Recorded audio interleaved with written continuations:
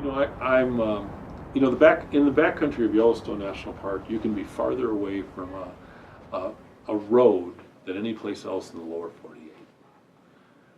Isn't that incredible? I mean, isn't it incredible that you can hike for 3 days? You can have a total wilderness experience.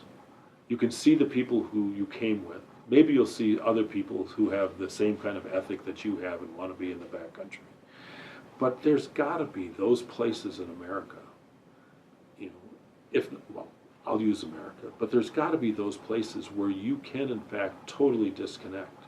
You can be as close to nature as you can ever be. You're surviving with the things you brought in on your back. You're experiencing nature like few people ever get to experience nature anymore. In the encounter, to listen to a loon, along Shoshone Lake, where can you do that? Where else can you have those kind of experiences?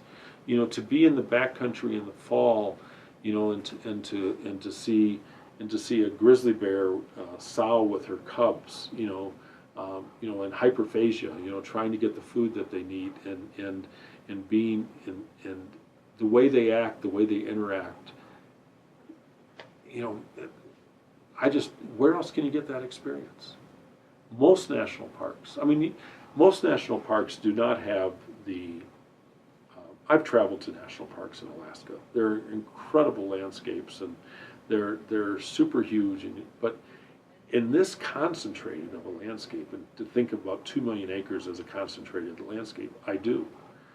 You have the opportunity in the backcountry not only of wildlife and their interactions, but you have thermal features, and you have such a tremendous concentration of natural resources here that there's certainly no other place in the United States, including Alaska, that I would say have this concentration. It's the greatest wildlife display, certainly in the lower 48. It's the greatest concentration of thermal features anywhere in the world. Where else do you have that chance?